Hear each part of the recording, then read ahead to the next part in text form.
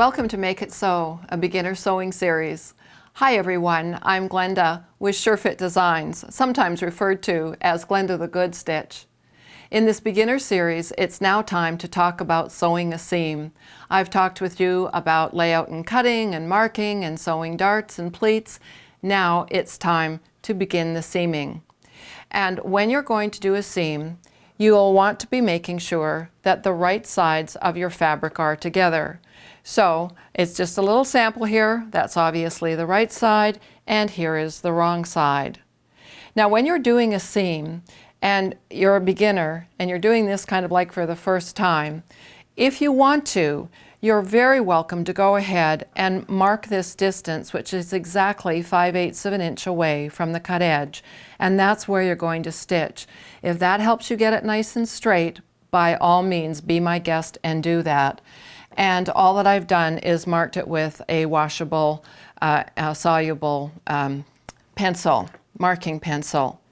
Another thing that you can do is mark your sewing machine throat plate with a piece of painter's tape. And of course you would measure from where the needle is coming down into that throat plate, and you'd measure from that needle position out to a 5/8 inch marking. Most machines already have these markings in place, but again, if it makes it easier for you to get a longer distance here to follow along, again, feel free to get some painter's tape and put that in place there. Then, usually it's best to pin your seam allowances. You're going to pin with the head of the pin going towards the cut edge of the garment. And the reason is that, well, particularly if you're right-handed, that when we've got this in the sewing machine, you'll be able to remove these pins with your right hand fairly quickly. So to start a seam, I'm going to take the needle, and I had already rolled it to that down position here. Let me just get it back up, make sure nothing is locked down there. I'm going to take the needle and I'm going to make sure that the threads are behind the machine, nothing's gone down into the throat plate that could lock or form a knot down there. I've lowered the needle by turning the hand wheel towards me. Then I will lower the presser foot. And you'll notice that the needle is right on the blue line that I made, which is 5/8 of an inch away from the cut edge, and that cut edge is right on the edge of the blue tape. So those are all guidelines that you can use, again, as a beginner seamstress. As you start stitching, typically if this is the beginning of a line of stitching, your machine likely is going to go into a backstitch mode, and mine does by pressing that little button. So I'm just going to backstitch a couple of stitches to lock it, and then I'm going to release that backstitch mode, and then I'm going to stitch down. I'm following that blue line, and it just depends where you're most comfortable having your eyes follow, the blue line or the edge of that blue painter's tape. But again, put in whatever guides that you need to get yourself an accurate line of machine stitching. Because, and excuse me, I'll just get to the end here and then I'll say my because. So I'm going to backstitch here, and then I'm going to come forward, and that lock stitches it at the end. And there you have a perfectly stitched 5/8 inch seam allowance. And what I was going to say is, if you sew crooked, if you sew that at either, like a 1/2 inch seam or a 3/4 inch seam, the fact that most of our seam allowances on our patterns are 5/8 of an inch, if you sewed inaccurately, then that's going to affect the fit. So that's why it's very important. Then once your seam is sewn, then you need to think about how to finish these raw edges, because a typical woven fabric is going to fray. And so I want to take a look at some of the alternative ways to seam finish. I've got some samples here, and the first one that I'll show you is a serging technique. So the line of machine stitching for the seam has been done, and then I ran both seam allowances in this position through the serger, and of course the serger trimmed it neatly and overcast the edges. So now that, as the interior of the garment, is not going to fray at all. And that's of course if you have a serger. And this next one is also if you have a serger. So in this situation, now I've pressed the seam allowances open, and I've taken each independent seam allowance and I ran that through the serger and then this one through the serger. Again, you obviously need to have a serger in order to do those. So now we're going to assume that you don't have a serger, and what are your options?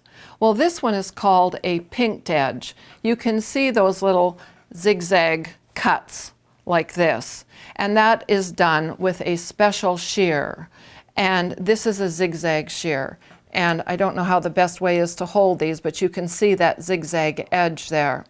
And so I'll just take the seam that I have just sewn, and I'm going to just use my pinking shears, and I'm getting little fibers shot everywhere on the board here, but I think you can see what's happening. I am doing this zigzag edge on the edge of the seam allowance.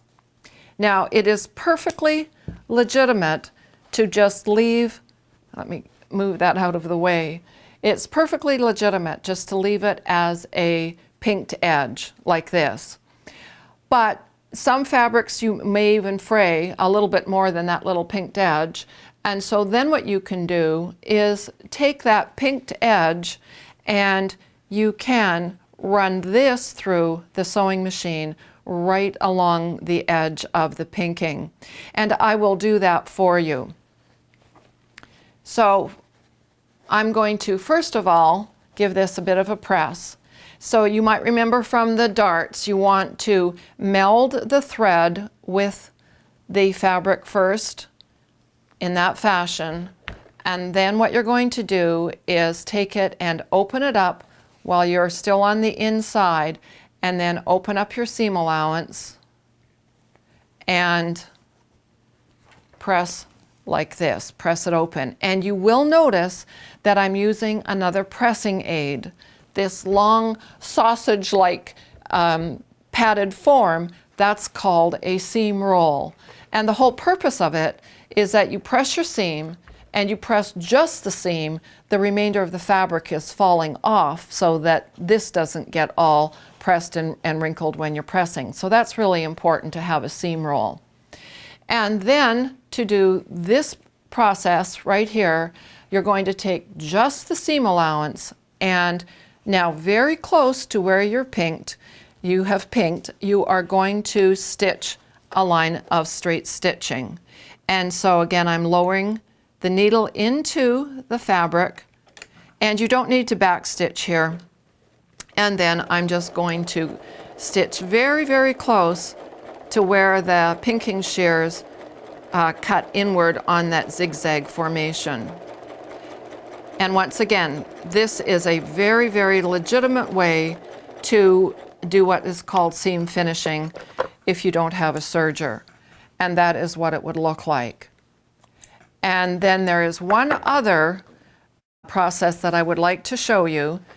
And this is, again, if you don't have a serger, you can take the cut edges of your seam and do a zigzag stitch. And so your seam would have been sewn first of all, and then you do your zigzag stitch. And so we're just going to assume that that's a seam, and that's my seam allowance right here.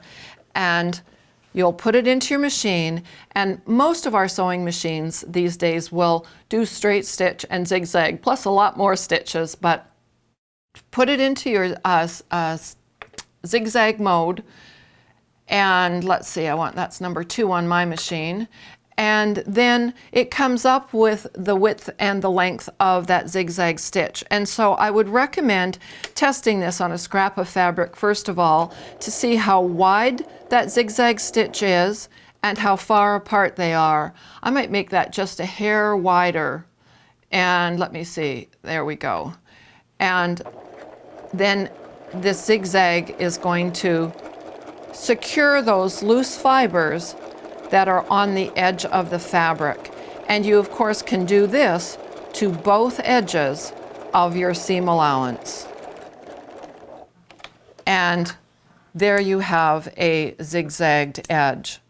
So those are all the multiple and different techniques that you can use for seam finishing and making sure that your seams are nice and neatened on the inside. Now in the next video, we're going to go on and talk about curved seams.